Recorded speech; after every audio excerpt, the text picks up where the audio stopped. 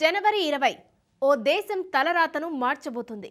3 ఏళ్లుగా సాగనున్న యుద్ధ భవితవ్యాన్ని తేల్చనుంది. అదే రోజు అమెరికాకు కొత్త అధ్యక్షుడిగా డొనాల్డ్ ట్రంప్ ప్రమాణ స్వీకారం చేయబోతున్నాడు. జనవరి 20వ తేదీకి మరో వారం రోజులే సమయం ఉంది. దీంతో ట్రంప్ వైపు ప్రపంచ దేశాలు ఉత్కంఠగా చూస్తున్నాయి. ఎన్నికల్లో ట్రంప్ ఇచ్చిన హామీలను ఎలా నెరవేరుస్తాడు? ఏ దేశంపై ఎలాంటి ప్రభావం ఉంటుందన్న చర్చ జోరుగా సాగుతుంది.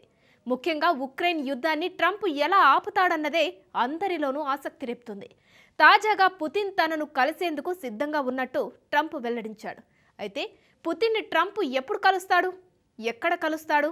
ఇరువురు నాయకులు ఏం చర్చించబోతున్నారు? ఇద్దరికీ యుద్ధమే ప్రధాన ఎజెండానా? Watch this report.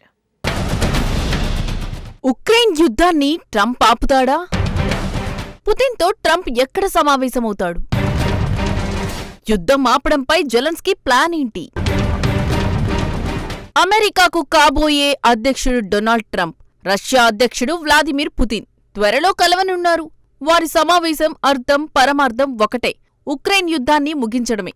లేదంటే కనీసం యుద్ధాన్ని ముగించే దిశగా అడుగులు వేయడానికే ఈ భవిష్యత్తు సమావేశం. అధ్యక్ష బాధ్యతలు చేపట్టిన తొలి రోజే యుద్ధాన్ని ఆపేస్తానని ట్రంప్ హామీ ఇచ్చాడు.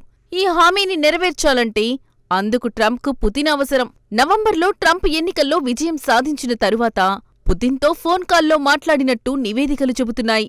కానీ దీన్ని ఎవరూ నిర్ధారించలేదు. వాస్తవానికి ట్రంప్తో మాట్లాడినట్టు వచ్చిన నివేదికలను క్రెమ్లిన్ తోసిపుచ్చింది. ఈసారి మాత్రం బహిరంగంగానే ట్రంప్ చెప్పాడు. పుతిన్ తనను కలవడానికి సిద్ధంగా ఉన్నట్టు వెల్లడించాడు. తన టీం అందుకు ఏర్పాట్లు చేస్తున్నట్లు ట్రంప్ తెలిపాడు. యుద్ధాన్ని ముగించాలని తనతో పుతిన్ చెప్పినట్టు వివరించాడు. లక్షల మంది సైనికులను చంపుతున్న ఈ రక్తపాతాన్ని ఆపాలన్నాడు. తాను చనిపోయిన సైనికుల చిత్రాలను చూశానని ట్రంప్ చెప్పాడు. ట్రంప్ కామెంట్ల తరువాత మాస్కో ఏమంటోంది? రష్యా సైతం ట్రంప్తో చర్చించేందుకు సిద్ధంగా ఉంది. కానీ ట్రంప్ అధ్యక్ష బాధ్యతలు చేపట్టిన తరువాతేనని మాస్కో చెబుతోంది. అంతర్జాతీయ నాయకులతో సంబంధాలకు పుతిన్ సిద్ధంగా ఉన్నారని క్రెమ్లిన్ ప్రతినిధి దిమిత్రీ పెస్కోవ్ చెప్పాడు. అమెరికా అధ్యక్షుడు డొనాల్డ్ ట్రంప్తో సహా ఎవరితోనైనా పుతిన్ చర్చిస్తారని స్పష్టం చేశాడు. చర్చల ద్వారా సమస్యలను పరిష్కరించుకునేందుకు ట్రంప్ కూడా సిద్ధంగా ఉన్నారని పెస్కోవ్ తెలిపాడు. ట్రంప్ నిర్ణయాన్ని స్వాగతిస్తామన్నాడు. ఓవల్ ఆఫీస్కి వచ్చిన తరువాతే ట్రంప్తో పుతిన్ సమావేశమవుతారని పెస్కోవ్ వెల్లడించాడు. అమెరికా, రష్యా అధ్యక్షుల కంటే ఎక్కువగా పుతిన్, ట్రంప్ మధ్య మంచి సంబంధాలే ఉన్నాయి. 2018లో ఫిన్లాండ్లో ద్వైపాక్షిక సమావేశంలో ఇరువురూ పాల్గొన్నారు.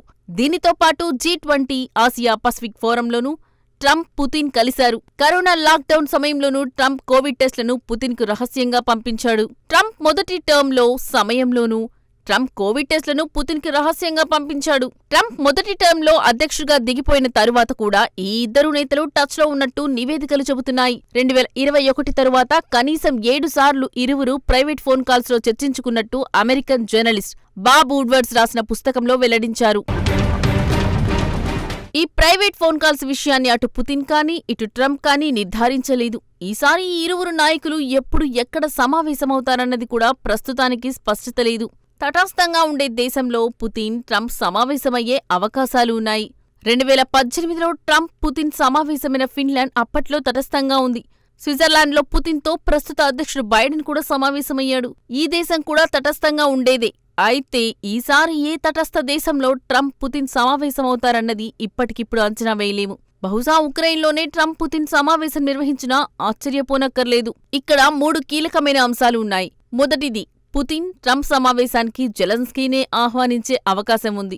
ఎందుకంటే చర్చలు ఉక్రెయిన్లోనే జరిగే యుద్ధంపై ఫోకస్ అవుతాయి. సో జెలెన్స్కీ లేకుండా చర్చలు జరపడం అసలు అర్థమే ఉండదు. రెండో అంశం ఏంటంటే యుద్ధం ముగింపుపై యూరప్ ఎలా స్పందిస్తోంది? యూరోపియన్ యూనియన్లో 2 అగ్రదేశాలు రష్యా విషయంలో సానుకూలంగానే ఉన్నాయి.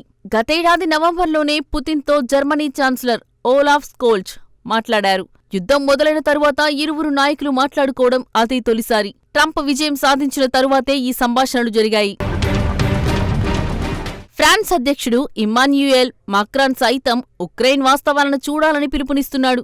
ప్రత్యేకించి ఉక్రెయిన్ భూభాగాల విషయాన్ని ప్రస్తావించాడు. మొత్తంగా యూరోపియన్ యూనియన్ శాంతిని కోరుకుంటోంది. ఉక్రెయిన్ యుద్ధం ముగించడానికి తమకు రక్షణ కల్పించే హామీ ఇవ్వాలంటూ జెలెన్స్కీ పదే పదే కోరుతున్నాడు. తమకు భద్రతను అమెరికానే కల్పించాలని ఉక్రెయిన్ అధ్యక్షుడు అడుగుతున్నాడు. కానీ యూరప్లో శాంతి కోసం అమెరికా సైనికులను పంపడానికి డొనాల్డ్ ట్రంప్ సిద్ధంగా లేడు. సో ఉక్రెయిన్ భద్రత యూరప్ పైనే పడే అవకాశం ఉంది. ఇక మూడో అంశం ఏంటంటే, ఎన్నికల ప్రచారంలో హామీ ఇచ్చినట్టుగానే ట్రంప్ వ్యవహరిస్తారా అన్న సందేహమే. బహిరంగంగా పుతిన్పై ట్రంప్ సింపతి చూపుతున్నాడు. ఉక్రెయిన్పై రష్యా ఎందుకు దాడికి దిగిందో తాను అర్థం చేసుకోగలనని ట్రంప్ చెబుతున్నాడు. ఉక్రెయిన్ యుద్ధాన్ని ముగించేందుకు ట్రంప్ ఓ ప్రత్యేక దౌత్యవేత్త నియమించాడు. అతడి పేరు Keith Kellogg. Kyiv and game plan ను కెల్లాగ్ సిద్ధం చేశాడు. ఉక్రెయిన్ చర్చల్లో పాల్గొంటేనే అమెరికా సహాయం అందిస్తుందని కెల్లాగ్ తేల్చి చెప్పాడు. ఒకవేళ ఉక్రెయిన్ అంగీకరించి రష్యా కాదంటే పరిస్థితి ఏంటి? అప్పుడు ఉక్రెయిన్కు సాయాన్ని ట్రంప్ అందిస్తారన్నమాట. ట్రంప్ విధానాలు స్థిరంగా అస్సలుండవు.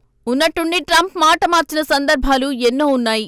అందుకే జెలెన్స్కీ చివరి వరకు వేచి చూసే ధోరణిని అనుసరిస్తున్నాడంటే ట్రంప్ను అంచనా వేయడం చాలా కష్టం.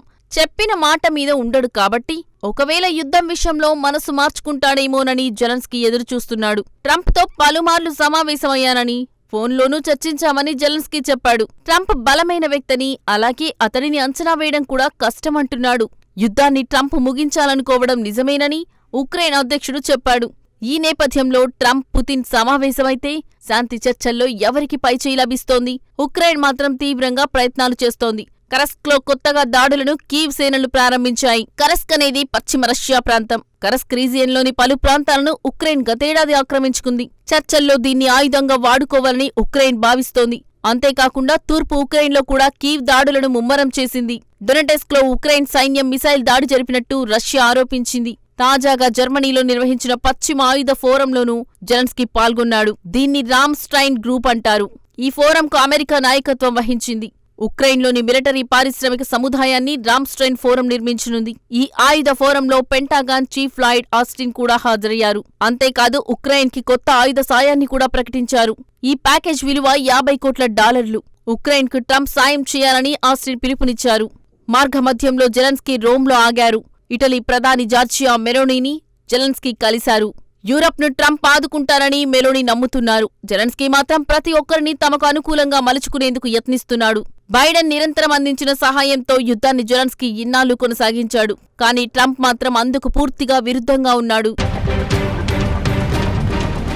మరో వారం రోజుల్లో ఉక్రెయిన్ భవితవ్యం ఏమిటన్నది తేలనుంది. జనవరి 20న అమెరికా అధ్యక్షుడిగా ట్రంప్ బాధ్యతలను చేపట్టనున్నాడు. దీంతో ఉక్రెయిన్పై ట్రంప్ విధానాలు ఏమిటన్నది అప్పుడే తేలనున్నాయి.